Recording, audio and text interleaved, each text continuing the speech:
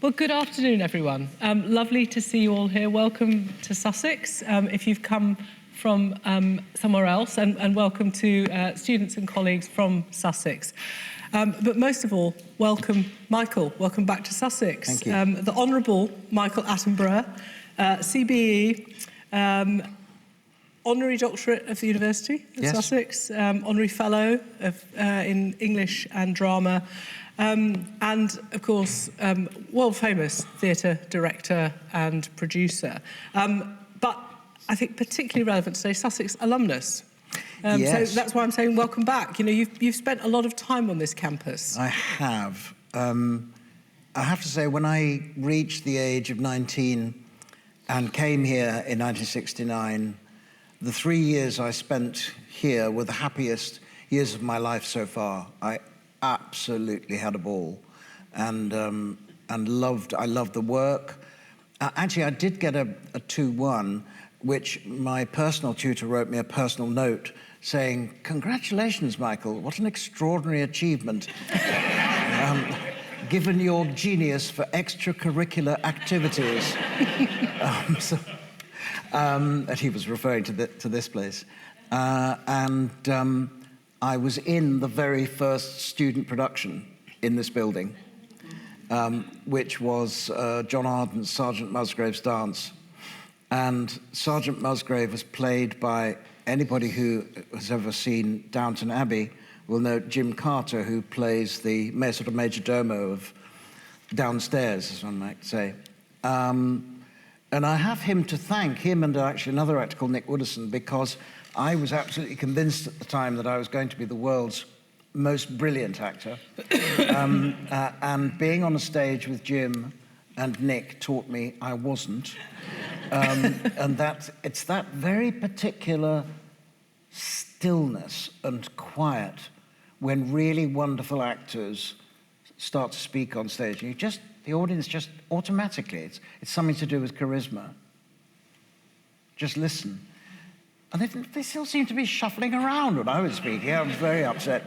So, and then I switched, which is one of the joys of being in a university and in the arts, is that actually you can go, okay, not going to be an actor anymore, I want to try directing. And so my first production ever was in this building, on this stage. I still trying to work out why I chose a German expressionist play as my first venture into directing, but there you go, I did, and I remember using these balconies as part of the show. They were here in 1970, that would have been. But this was the Gardner Centre in those days. And actually it was as if there was an electrified wire fence between the Gardner Centre and the rest of the campus, as if we don't want these terrible, dirty people called students in here, and certainly don't want them to be working in here. So the huge sea change of the way this building is run now is so refreshing and welcome, but we really did have to felt you had to bring a passport to get in here.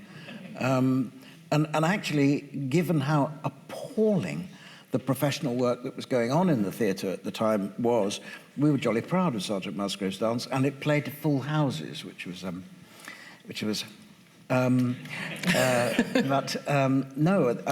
I feel Brighton's my spiritual home, in all honesty. My dad, he'd always wanted to direct movies, but he'd always just been an actor, and the first movie he directed was in 1968, in Brighton, entirely on location, Old Lovely Wall. And he even used Sussex University students as extras in the movie, with Asa Briggs's approval. And then I came here in 1969, and the rest is history. So why did you choose Sussex? Do you remember what your decision-making was? Very clearly. I was at a public school, single-sex public school, Westminster, which my father had beaten me over the head, pretty much, not physically, to get me in, because I was not academically gifted at all. And I hadn't really enjoyed it. Only about the last year or so had I enjoyed it, because I just constantly felt I was failing, just not reaching the standards. And when he said to me at the end of my term there, which university do you want to go to? It was an absolute action replay of a conversation he had had with his father decades earlier.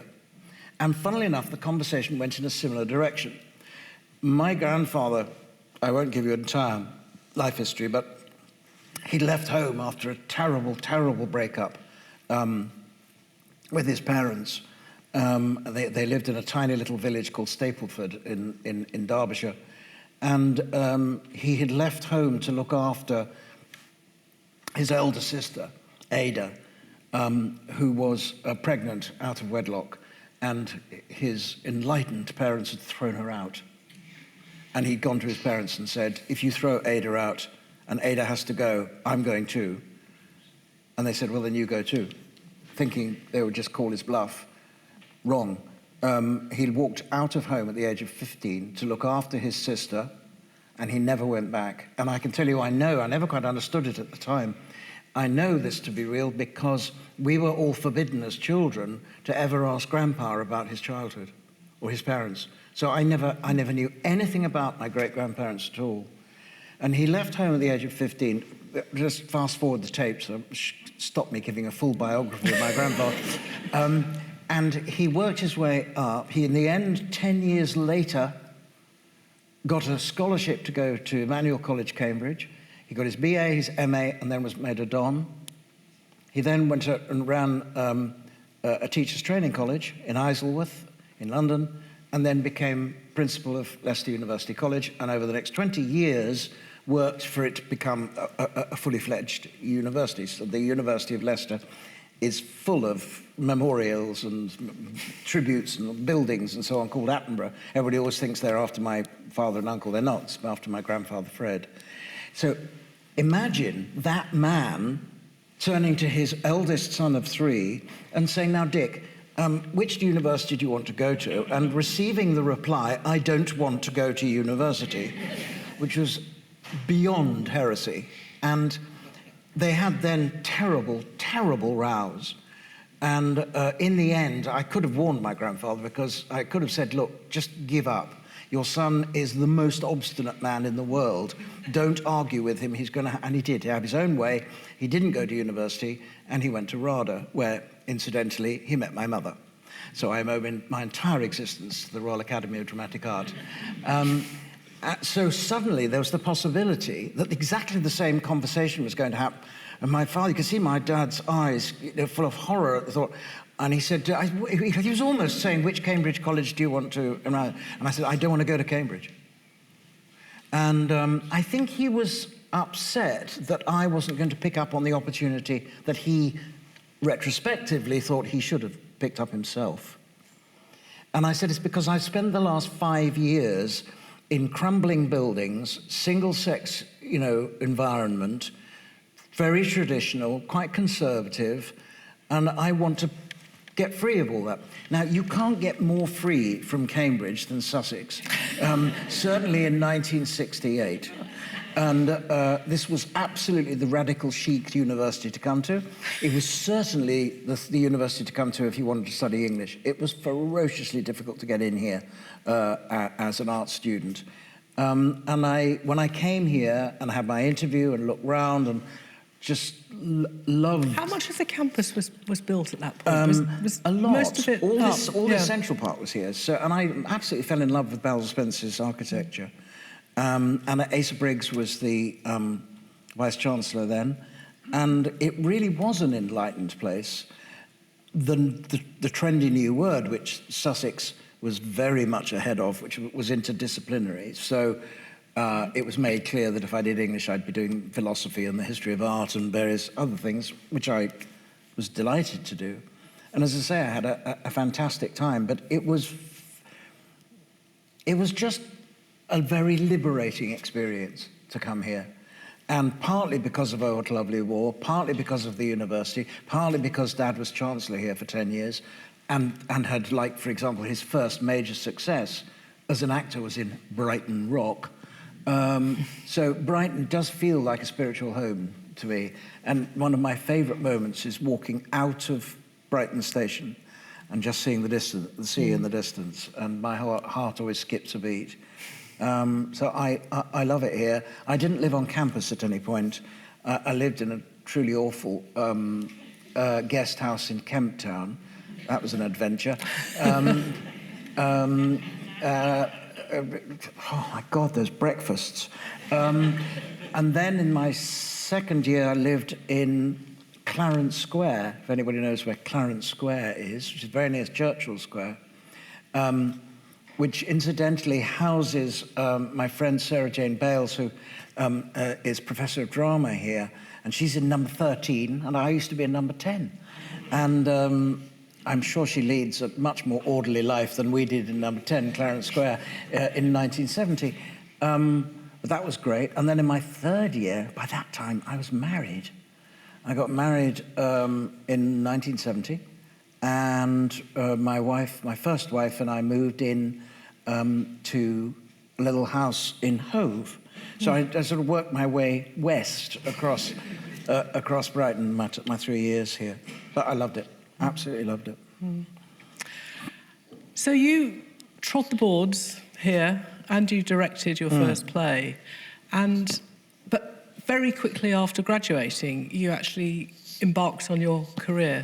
Yes. You know, with a sort of seamless transition. Well, what was lovely was that, I don't know if anybody can admit to being old enough to remember, but back in those days, bizarrely, perversely, the Gardner Centre Theatre played a professional season of plays over the summer, which is not the brightest idea, as you can imagine, because the campus is you know, this kind of cactus blowing up and down. It's just a crazy idea. And of course, they died the death. But when I graduated in July 72, I got a job as assistant director on this season of plays. And that was my first chance. I mean, I say a job, I'm not sure I was even paid, but at least it gave me a credit, and it gave me a start, and it was what led to my my future job. I don't know if behind me there was, did you see, any of you see a photograph of Noel Coward sitting in a chair? That was my graduation. And Noel was my godfather. And he came to your graduation? He came to graduation because Dad had organised for him to get an honorary degree. And he'd rung Noel, because Noel was like his artistic father, really. He gave Dad his first job when he was still at RADA in a film called In Which We Serve. Mm-hmm. And he plays this quaking stoker who deserts his post. It's a rather wonderful part, actually.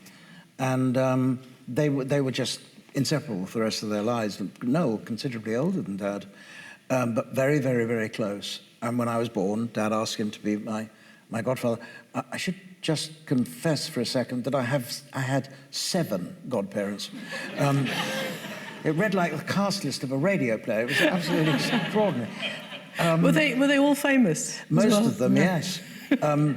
If you remember, again, for the more senior members of this audience, there used to be a wonderful filmmaking duo called the Bolting Brothers. And the Bolting Brothers made, for example, Brighton Rock. So the John and Roy were twins, and they were the most progressive and prolific producer-director team around the end of the 60s. And John directed Brighton Rock, and a number of other, it's I'm All Right, Jack. If you have never seen it, it's one of the funniest films ever. It certainly contains, in my humble opinion, Peter Sellers' most formidably funny performance. It's the movie in which famously has Terry Thomas describing the working class as an absolute shower. It's a wonderful. Anyway, John directed that, so he was another godfather. Third, another John was John Mills, actor, formidable, Oscar-winning actor. A man called Peter Daubeny, who used to run something which no longer exists, called the World Theatre Season, put on by the Royal Shakespeare Company when they used to be in the Aldwych Theatre.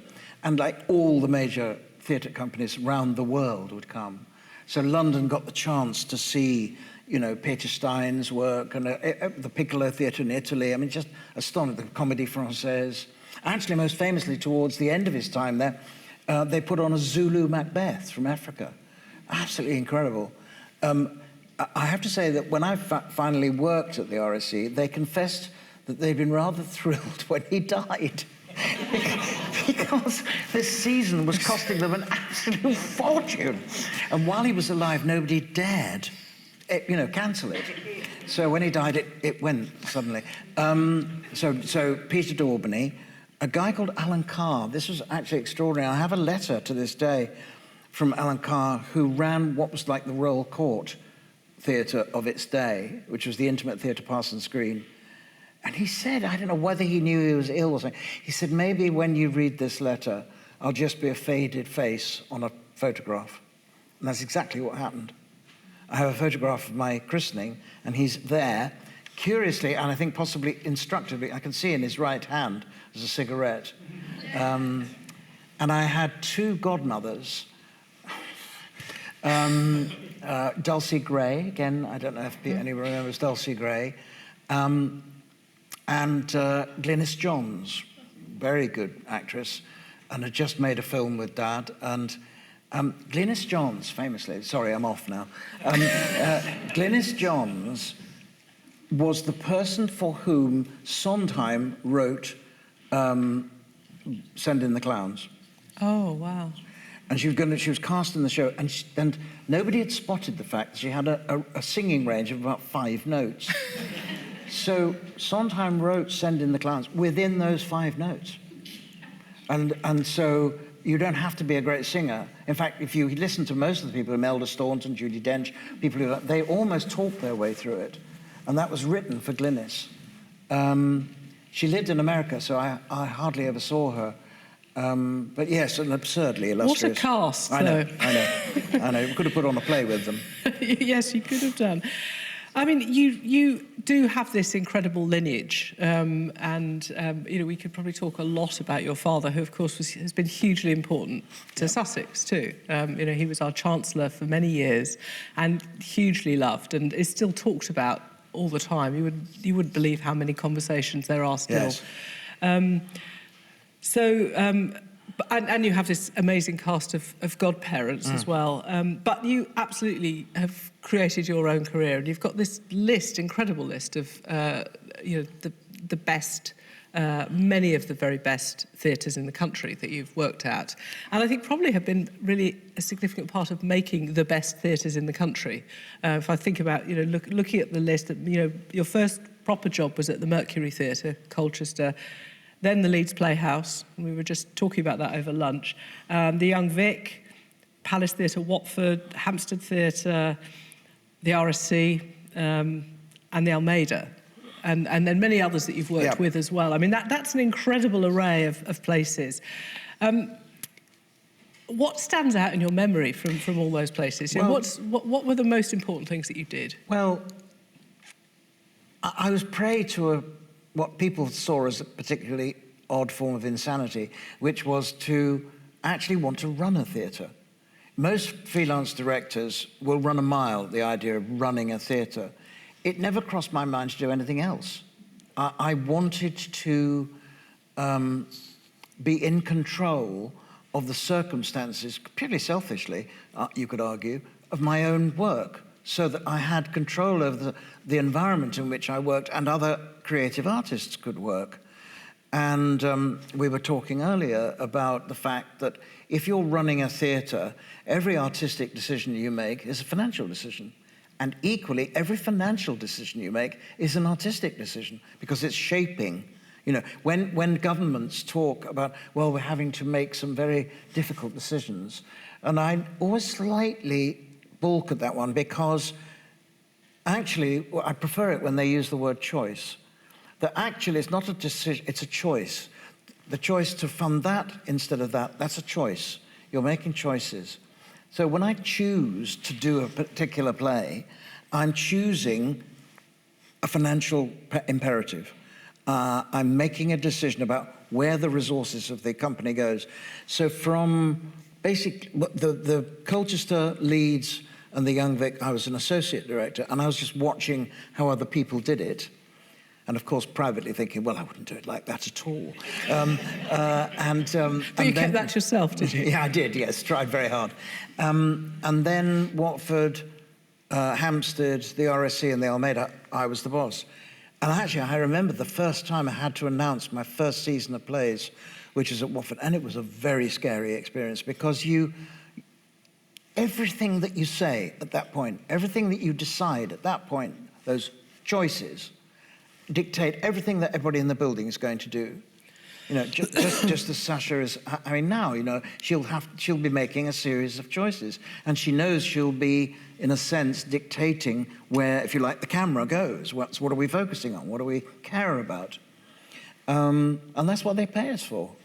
And we were also actually talking over lunch that people used to come to me and say, I suppose your job is finding out what people want.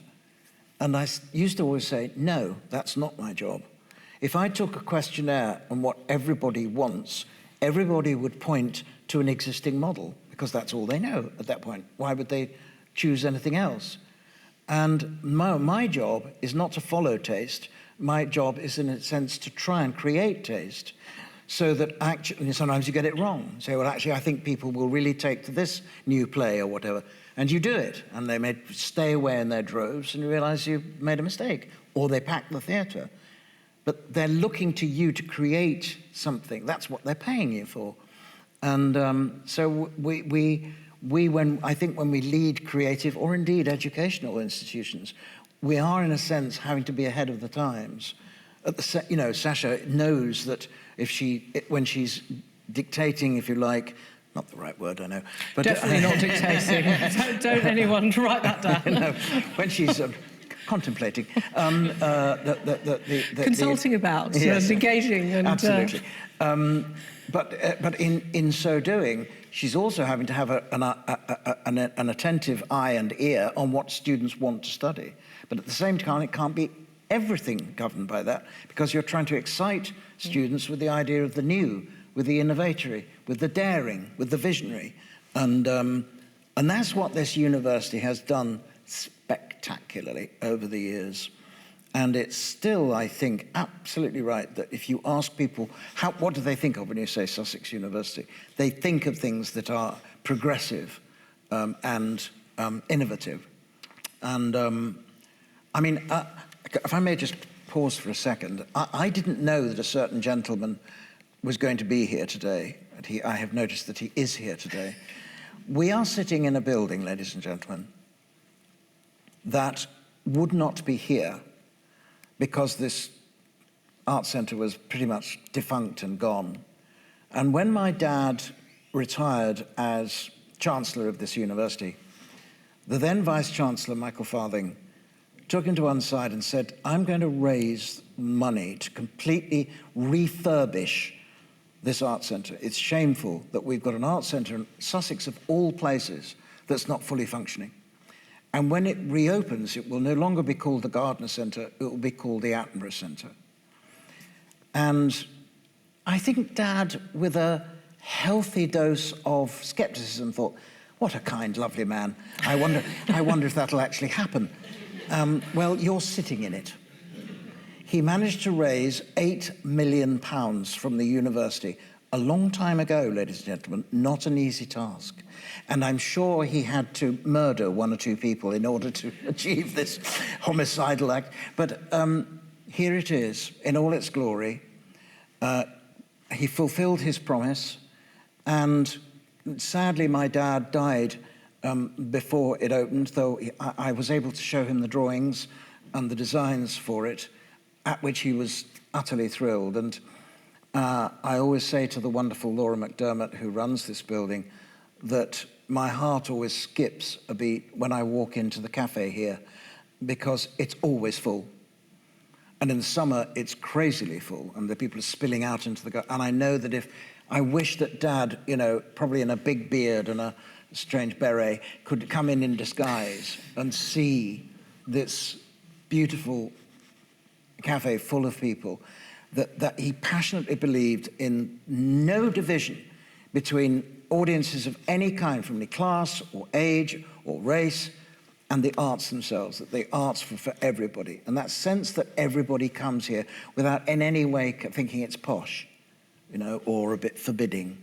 And he would be so excited at this place existing in his name. And we have Michael Farthing to thank for that. We really, really do. An astonishing achievement.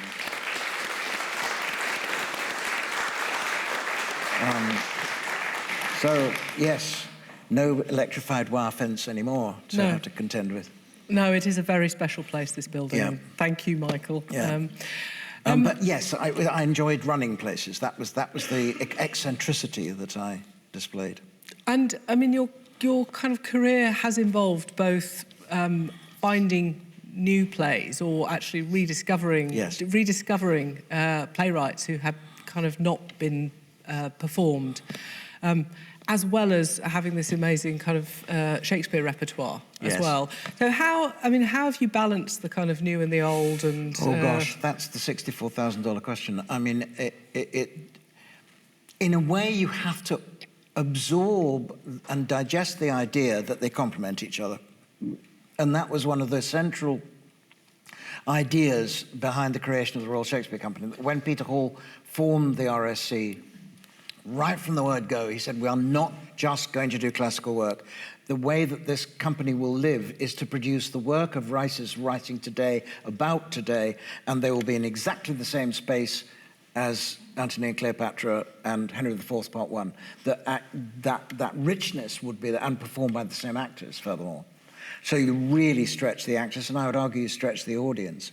I mean, in my 12 years at the RSC, I directed 5 Shakespeares and 10 new plays. I mean, a huge number. And I have to say, the RSC changed my life. I went there at the age of 40, and I sort of thought that, like young actors always think, oh, you know, I know how to do Shakespeare, you just play it truthfully and then it'll all work. It's complete nonsense. That you have to learn about the form in which the man writes. You have to understand. The iambic pentameter is not written for the audience. It's written for the actors. It's like handing a clarinetist the score of a piece of music that they're going to play. You have to know what that score means. There's a score there. And I, in the same rather arrogant and naive way, thought, oh, well, you know, you just direct the same as you do everything else, and just, you know, wrong. And I discovered this was wrong quite quickly. And I spent 4 or 5 years at the RSC just doing new plays and watching the way that Peter Hall and John Barton and Trevor Nunn and co worked. I even sat in on their rehearsals. And so by the time I started to direct, I had a very clear idea of how I wanted to do it. And broadly speaking, I've not really changed since then. I'm 74 now, and I teach Shakespeare to both directors and aspiring actors, to drama students. And it's become a complete obsession of mine, actually. I'll be amazed if the world produces another writer of such genius. I can't think of a corner of human experience that man didn't write about. And his ability, it's about to step into controversial area here, but his ability to write women is absolutely bewildering. Some of his finest roles are female roles. And to think that he did that, he wrote Rosalind and Viola and Cleopatra and Juliet in circumstances where he never worked with a woman, is astonishing. There would never be a woman in any of his rehearsal rooms. And I think that's amazing, absolutely amazing. And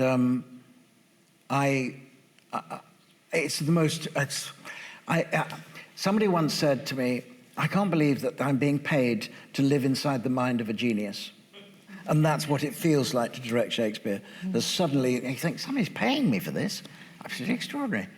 So that's become a real cause for me. Do you... I'm going to pick up on something you said earlier, which was quite exciting to me, because we hadn't talked about it over lunch, and you used the word progressive to describe Sussex, because this is a preview. We haven't yet launched, but we will be next year launching a new strategy, and it's called Creating Progressive Futures, Flourishing Sustainability and Progress for the Whole World. And the human flourishing theme, so there will be three themes to the strategy: human flourishing, environmental sustainability, digital and data futures. And they're all areas where Sussex has incredible strengths and real history, but also they're the three great challenges facing humanity at this point in time. The human flourishing one is about trying to capture the full range of what it is to be human, and what is more than mere survival. I mean, yes, it's about the basics, but it's about art and culture. It's also about health and well-being and physical and mental health. It's about our great expertise in development studies at Sussex, but it's also about really giving a very strong platform and making a statement that the arts and humanities are fundamental to what Sussex is about, and they're fundamental to what it is to be human. I mean, there are real challenges, aren't there, at the moment, for the arts and humanities, for the creative arts, for theatre, for universities teaching the humanities. There's been a kind of contraction of public funding, and actually at the moment there are fewer students wanting to study arts and humanities. Shocking shrinkage of people wanting to study the arts, study arts at school, which is in some schools just taken off the curriculum, thank you very much to the previous government, and where arts and humanities are being attacked within universities. And I mean, I'm going to say this away from your face now. I have to say I was so delighted when I first met Sasha, because actually I was treated to a gorgeous tea. We had tea together, which was enchanting.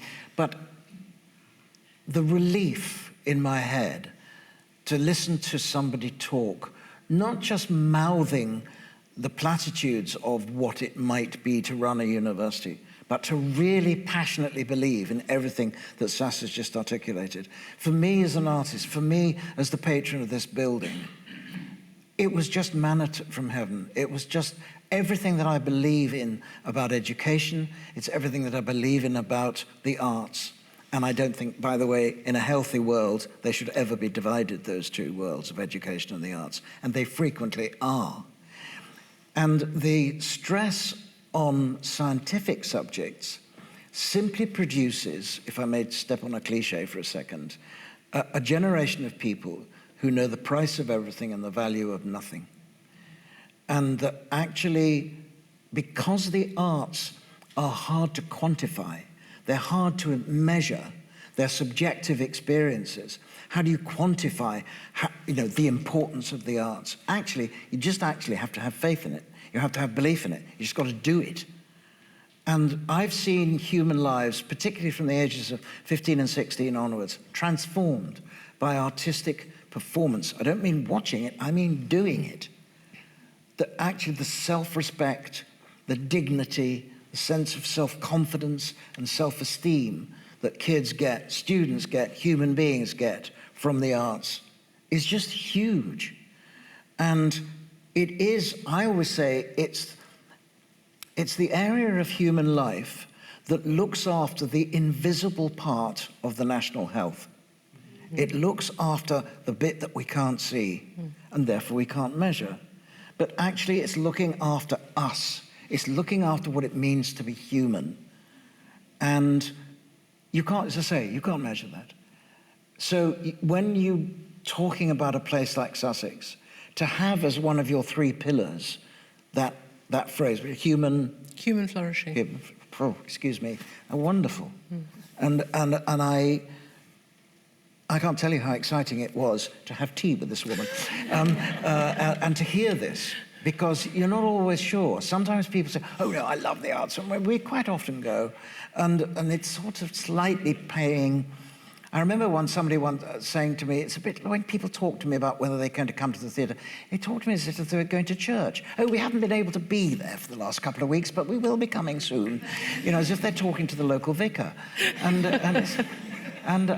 it's not a duty, it's not a should, it's a possibility. It's opening the doors to our understanding of each other. I mean, look how polarized the world is now. More polarized than at any point in my 74 years. Never seen the world so ugly. Across, there are at least 2, if not 3, major wars happening on our planet right now, not to mention the war on the planet itself. And we desperately need enlightened generations of people who do understand the value of everything, and do understand humanity, and do understand how we communicate with one another, how we talk to each other. You know, people say now about Palestine, say, well, in the end, there's going to have to be a negotiated solution. Correct. What sort of solution, we're not sure. But at one day, somebody's going to have to stop firing those wretched guns and committing war crimes. And in the meantime, humanity is suffering until we all pull ourselves together and talk. There's a wonderful opening line to Henry IV, Part 2. I directed both parts of Henry IV at the RSC. And the opening line of Henry IV, Part 2, I told the actor who was playing the character that says it, that we would take the whole theatre down to blackness, the whole theatre, all the signs and everything, just complete darkness. And I said, I want you to whisper very loudly this opening line. The opening line is, open your ears. That humanity depends upon that. There's a wonderful piece of graffiti up in 1968 in Paris that said, beware ears, they have walls. Wonderful. And it's actually taking the walls out of people's ears. It's enabling us to listen to each other. One of the greatest assets that a really good actor has is the capacity to listen.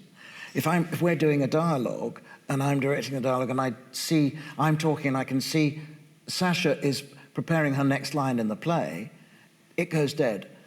Sasha's character has got to listen to me, because unless her line is provoked by what I'm saying now, the dialogue doesn't flow. Do you see? So the actor, one of the great listeners, if you've ever seen him, and he's absolutely breathtaking in Wolf Hall, is Mark Rylance. He's a sensational actor, and he's a brilliant listener. And you know that if one time, in one take, or whatever, the actor or actress that's playing opposite him does the line differently, he'll be ready, because he's listening. We need to listen to each other. That's how communication flows. And that's what this pillar of Sasha's policy, in my view, is about. And it's enlightened, and it is progressive. So let's listen to questions from the audience. Let's have a bit of dialogue with the audience now. I think we've got some roving microphones, and I would like to invite anyone who would like to ask Michael a question, even offer a response to something that Michael said. If you want to ask me about any of these provocative pictures that have been flashing up behind me, you're very welcome to. And by the way, when you walked into the auditorium today, those of you who are wonderfully cultured will have spotted that it was a Mozart horn concerto.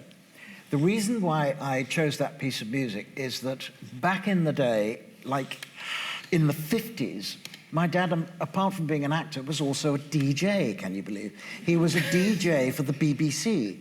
And everything was so Heath Robinson at that point that he had to choose all his own records. He had to time them and submit them to the BBC.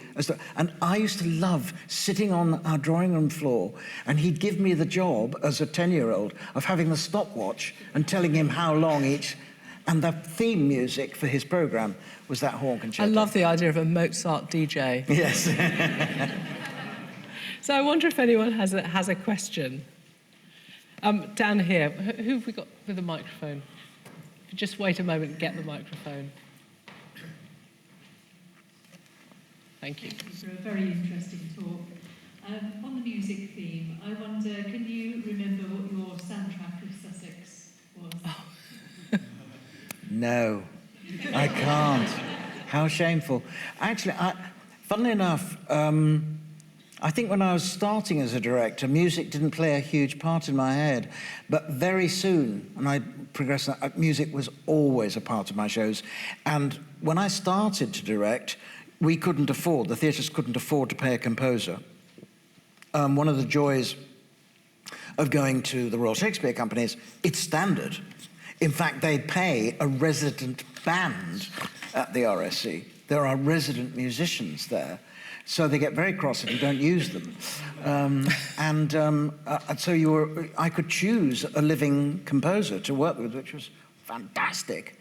And then you'd be creating music from scratch, absolutely tailor-made for those events. One of my not terribly secret passions is film music, original film music.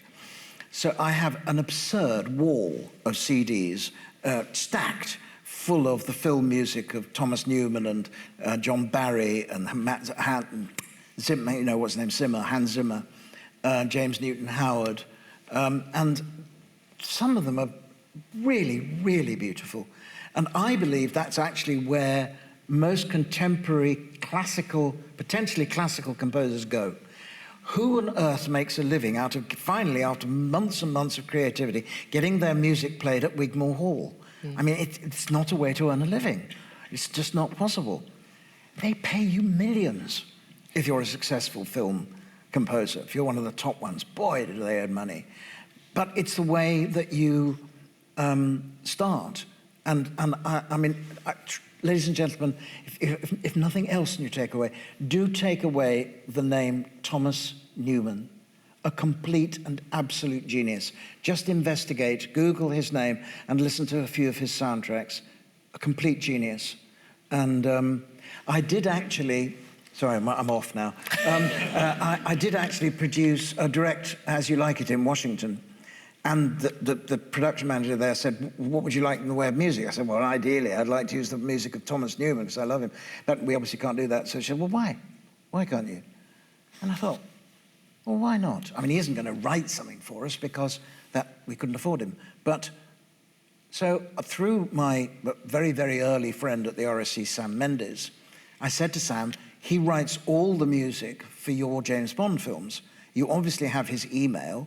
Could you email him and ask whether he would be prepared to talk to me about letting me select choice pieces of his existing music for my production? Yeah, of course. Came back within 24 hours. Yes, Tom would be delighted to talk to you. Here's his email. And we did. I filled my As You Like It with chosen tracks from Tom's music, which incidentally, a very interesting little journey this was. He said, you can ask my permission and I'll give it to you. But finally, the permission can't come from me. It has to come from the people who publish the music. And often, different pieces of music for different movies are different publishers. So that was quite an elaborate process, but none of them were going to say no after Tom had said yes. So. Any other questions? Yes, okay, so there are two people at the back. Can you see them there? Yep, hands in the air. Why don't we take both of your questions together and then, yeah. All right, so this is a double whammy question from the drama department at Sussex. Michael, it's been so inspiring listening to you talk, and especially about the value of the creative arts today. Like, genuinely, we need to hear this. Yeah. And so I wanted to ask you for a piece of advice. And I know you have this advice up your sleeve. If you could say to young people today why it is that they should study creative arts at university, what would you say to them? And I'm asking because there's probably a few young people in this room, but all of us here know some young people. So we could grab Michael's advice and pass it on. So that's my one, and I'll hand over to my colleague. Hi, Michael.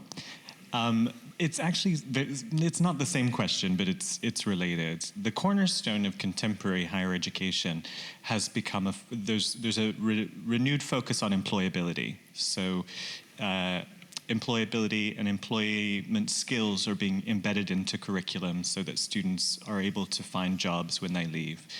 And I think in the arts, of course, and certainly in drama departments like ours, it's easy to imagine how students will walk away from their degrees and get jobs. But it is a change even from when I was a student. It wasn't such a focus on that. Going to university was about expanding one's skills and having space to think in new ways. And I guess I'm wondering from you, when you finished your degree here at Sussex, whether you felt ready to embark on a career. And then the other side of that question is, across your career, what types of person or skill made the best employees for you as actors, as creatives, and those that worked alongside you? Was there a set of characteristics, or were they distinct? Those who do what they were told. Very good. Can I answer the first question first? That's a really, really good question. And it's a hard conversation, I think, to have with young people. And whether this is persuasive, I don't know. But I think that, and it's a belief, I think inside all of us, there's a voice. There's something that we would like to express. Sometimes we express it in curious ways, bizarre ways, sometimes in more obvious ways. The arts are the best opportunity you will ever have to find and use that voice. We will help you realize who you are. You don't have to write a poem, you don't have to compose a piece of music, you don't have to write a play or a novel, but your response to what you're studying will enable you to hear that voice in your head. And with great respect to physics and chemistry, that will not be what you will hear. You will hear all kinds of things, but it won't be your own individual voice. It's the unknown, the possible response. And I would try and excite a young person in wanting to find out what that voice is like. And as I say, the self-respect, in a way, self-confidence of discovering your own identity. And I felt that through a wonderful teacher I had through my largely awful days at Westminster School, but a sensational teacher I had, who was only about 24, 25, who changed my life, turned me on to language. And then my time here. I don't know that I necessarily knew what I was going to do and how I was going to do it, but I did want to do it. I wanted to be in the arts because it gave me a chance. It offered me a space into which to walk. And if I may embarrass you just for a second, I've worked a bit with the drama department here. And if I have any boast at all about any form of expertise, I hope it emerges out of 50 years of working in the theatre. The drama department here is one of the jewels in the crown of this university. It's sensationally run. It's brave and it's bold and it's above all alive. And it's exciting. And to be in a room with students who are working with these wonderful teachers is so inspirational, and it's really something for this university to be massively proud of, in my humble opinion. So enough of embarrassing you now. I think I understood your question. Was it about? There was two-pronged. I remember the second prong, which was who are the employees I like the most. Were you ready to? When you left Sussex, did you feel ready to get a job? And because we do think a lot now about preparing our students for kind of life after university. Yes. And you know, yeah, you did leave university and walk kind of straight into a job, an amazing job. I did, but I can't say that I necessarily felt ready. Right. I just knew that by embarking, by the process of just doing it, I would learn. I would learn by doing it. And funnily enough, I was sitting with a classroom of students yesterday. And I actually, if I was to be harsh, I would be saying, now look, unless you start getting excited by what you're doing and being a little bit braver and having a go at things, you're not going to learn anything.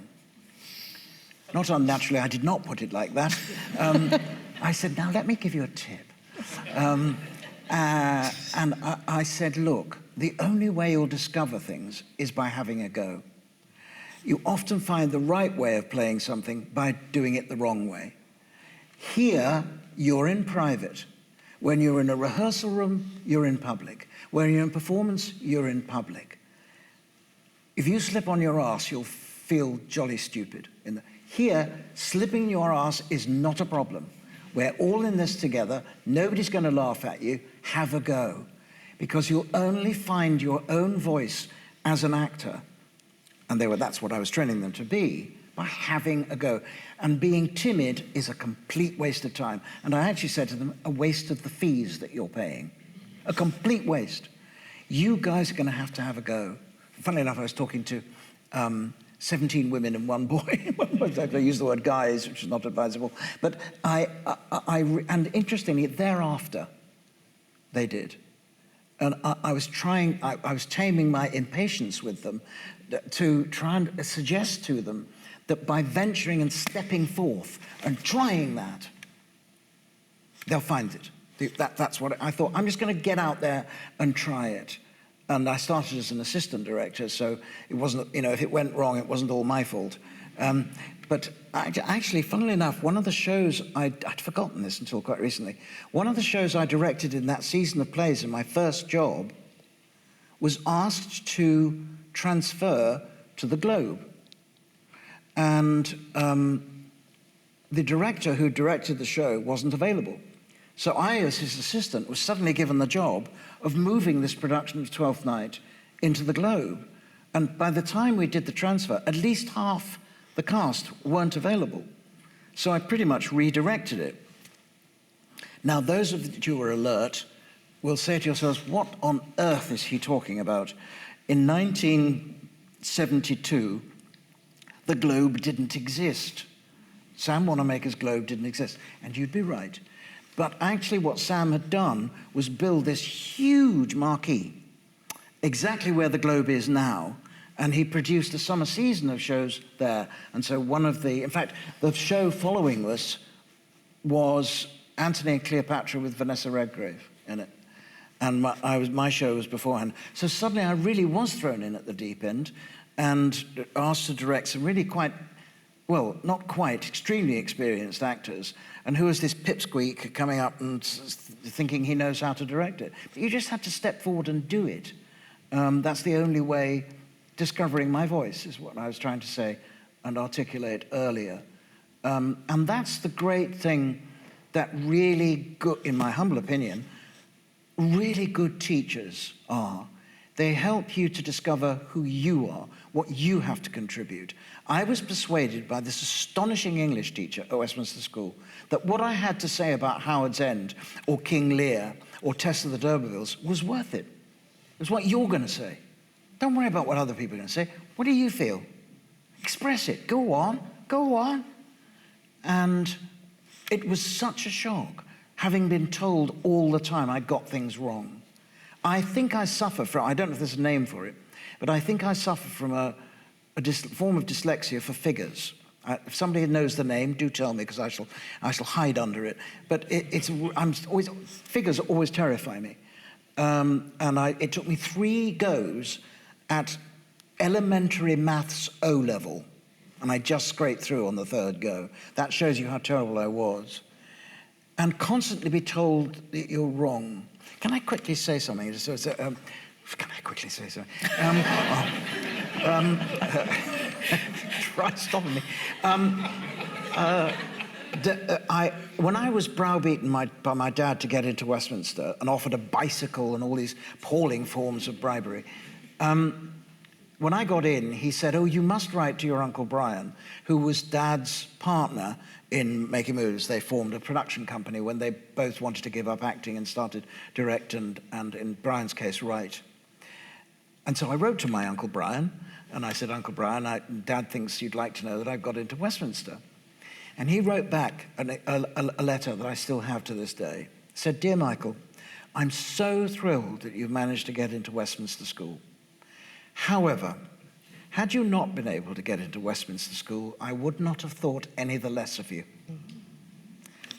And I was so taken aback by this idea that there was something called me that was separate from what other people would decide was an achievement. Do you see what I mean? So I was constantly living my life according to somebody else's assessment of my achievements. And it was a really lovely shock to have that sense that there was something called me. And that's really why I gave the reply to your wonderfully distinguished drama teacher, that you bring out the individuality. I think I thought that was a wonderful answer, and I think we must use that in promoting particularly our drama courses, but our arts and humanities courses. Made the hairs on my arm stand up, actually, that sense of... of course, we love our chemistry and physics as well. Of course. Don't let that be said. Yes, I couldn't do it. We have many Nobel Prize winners of chemistry, and our physicists and astrophysicists are the most highly cited in the country, so we won't let it be said that we don't support STEM at Sussex. But we have time for one more question to Michael. Any other questions? Yes, just here. Thank you. Michael, you touched on it earlier about being a director and getting people's inner voice to come out. I'm always fascinated at ceremonies where actors actually bestow a lot of their success down to the director themselves.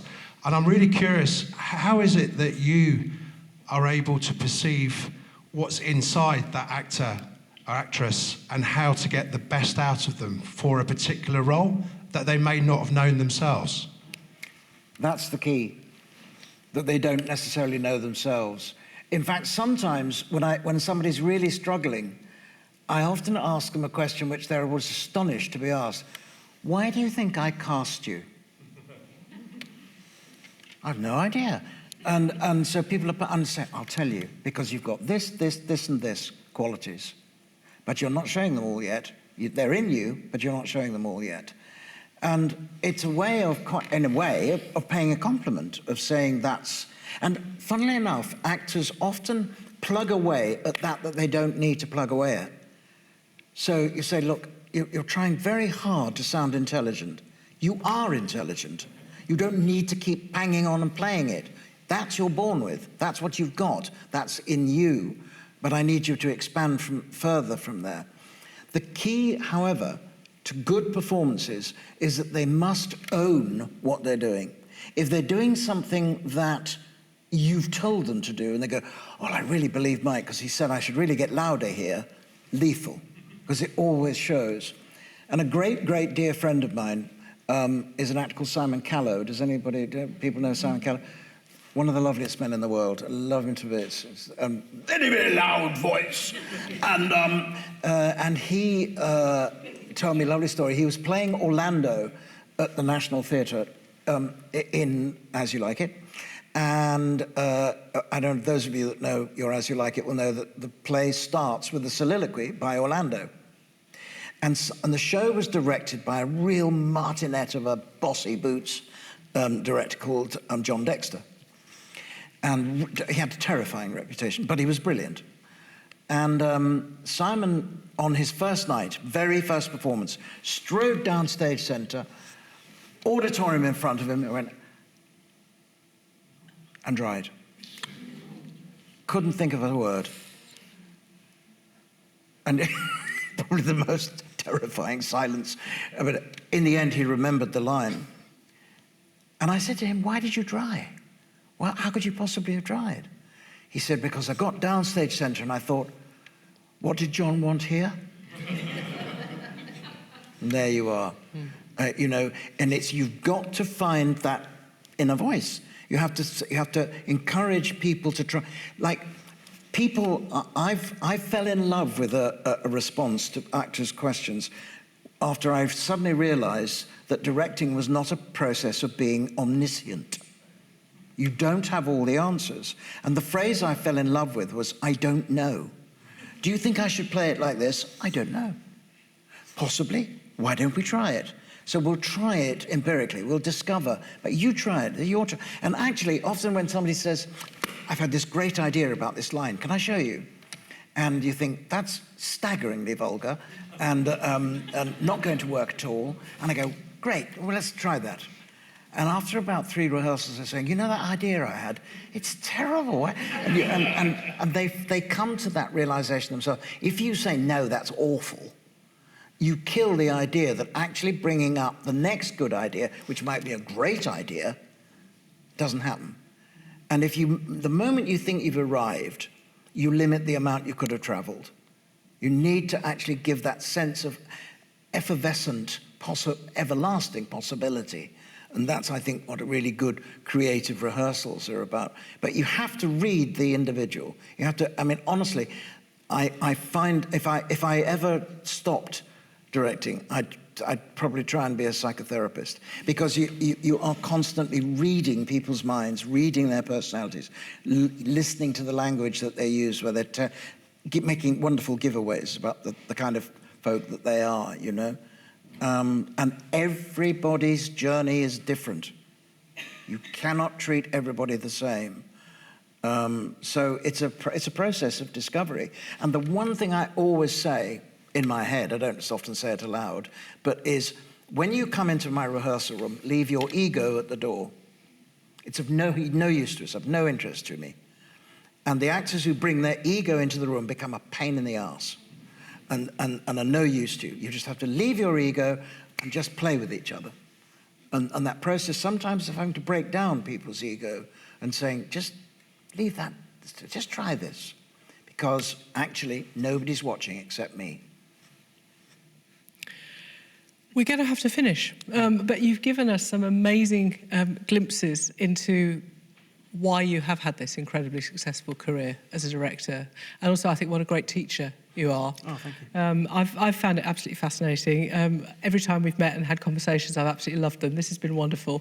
I want to thank you both for today, but also for all that you've done for Sussex and that you continue to do Sussex. I know Sussex has you've said, has a very special place in your heart.